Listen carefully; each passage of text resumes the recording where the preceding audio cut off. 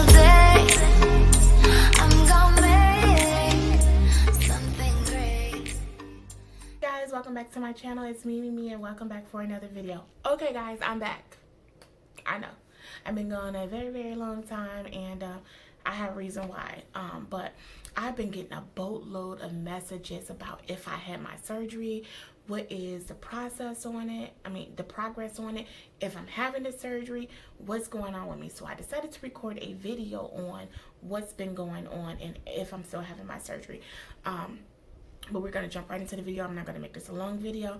But, however, I did go and see the surgeon. He was very unprofessional. This man was so unprofessional. It's beyond me. I've never, in my years of living, dealt with a doctor, a surgeon, very unprofessional. When I first walked into the room, I waited about 10 minutes for him to come in. The nurse did tell me that he would be in a couple minutes. I waited about 10 minutes. When he finally came in, we introduced ourselves to each other. My first question to him was, can I record? I explained to him that I do have a YouTube channel and I want to take my subscribers on this journey with me. He looked at me like I was crazy. Like he had never heard of a camera, never heard of a camcorder, never heard of anybody recording. It was like he'd been living under a rock somewhere. Like when I asked him, he just looked at me like, record? What do you mean record? So then he said, well, how do you know my nurse wants to be on camera? And I said, hold on. Your nurse don't have to be on camera. Your nurse don't have to touch my phone. I have a tripod. I will set my phone up over there in the corner, and I will make sure that she's not in here, but the conversation is being recorded. And then he was like, well, you said you're doing this for YouTube. I know YouTube, you get paid. Am I getting paid? I said, sir, that's okay. Let's go on. Let's move on. Like, guys, I've never dealt with anybody that unprofessional. So he started asking me about who's going to take care of me after I have the surgery. I explained to him that I do have family members and they will be coming up to help me for a week or two after the surgery. He started asking me what type of medical background they have. Have they ever dealt with a patient that has had surgery and this, that, and the other. I can understand the question if they ever dealt with somebody that's had surgery before, but why do you want to know what type of background they have? When we previously spoke on the phone, he told me that I would just need somebody to help me change my bandages, prop my pillow, get me something to drink, just so I wouldn't be able to use my arms. Now you ask me, do they have medical background? What am I expecting during this surgery? That's what I'm thinking. Like, this is supposed to be a couple hours in and out, nothing serious like that. Like where, I could take my own medicine. Guys, this man was horrible. Then he got up in the middle of us talking and jumped up and because he got a message on his watch and whatever. He jumped up and went out. And then the nurse, she's sitting there trying to justify this unprofessionalism. I'm like, you don't have to justify anything, because I didn't tell her, but in my mind I'm thinking we not about to take no pictures. He not about to touch me, let alone cut on me.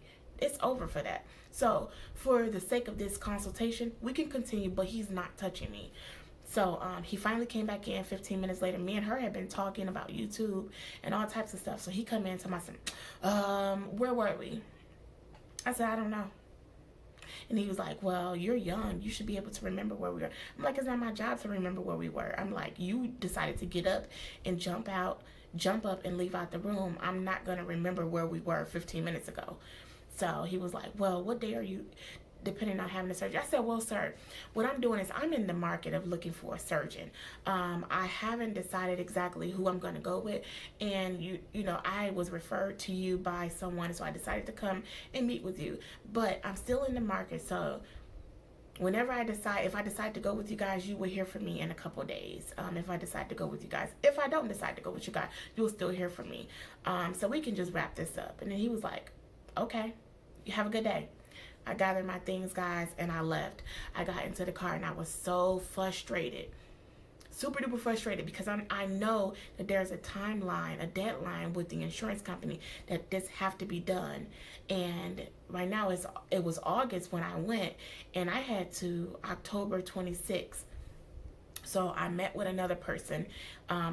in Charlotte, which is 2 hours away from me, and I was referred to him by someone at the hospital. And I went there, met with him. Amazing, professional, made me feel like, let's have the surgery tomorrow. That's how professional he was. Like, any type of anxiety or stress that I had, when it came to the surgery, he put my mind at ease. But the only thing, he wasn't available. I needed to have the surgery by October 26th. He wouldn't be available until February 2020 because he's booked up until December. January, he's going on vacation. And he said he wouldn't be available until February 2020. I called the insurance company to see if I can get it extended. I couldn't get it extended that long. Only about 30 days. I think they said I could get it extended. So I would have to start the process all over again, referrals and everything. And guys, I just decided that I'm not gonna have the surgery. I'm not gonna do it. I don't know if that's God's way of telling me, like, this is not the way to go. There's other routes, but this is not the way to go, because I'm looking at it as a sign. Like, the first guy was very unprofessional. The next person I meet is professional, made me feel comfortable, but he's not available. And then there's no way I can get it extended that long. So I'm like, God, I'm just going to listen to you. And if it's not my time to have this surgery, I'm listening to you, and I'm not going to have it. So for now, guys, I'm not having this surgery. I'm going to live with what God gave me and be happy. I've lived with him this long, and I'm just going to be happy with what God gave me, and just going to keep it moving. And then another thing is, I have fell into a small little depression because of the surgery. Then I started having an outbreak to makeup. Eyelashes. It was the eyelash glue. It had my eyes swollen. Some concealer I was using had my face burning. Some foundation had my face burning. So I'm trying this other foundation. I have it on now. I don't know. It was kind of dark, but it looks like it oxidized in my skin. But guys, it was just a lot going on.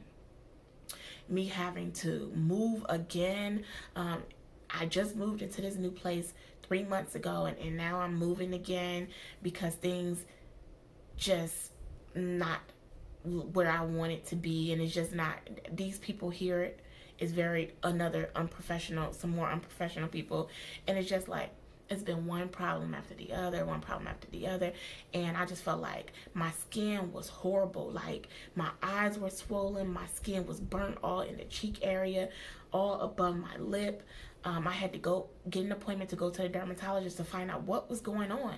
So I found out what was going on, got my skin back clear, and got cleared from the dermatologist that I can use makeup again. And I thought it was the makeup, but it was not the makeup. It was some primer that I was using. The primer was making it wasn't, I don't know, it was a Smashbox something, but I won't use that no more. And I mean, it's just been one thing after the other. Like I said, I fell into a small, tiny depression where it's like, goodness, like, can I catch a break? What's happening? And I just was like, I couldn't get in front of the camera. Guys, me recording this video is progress. You don't know how many times I tried to get in front of the camera and just couldn't do it. I had no energy. I had no motivation.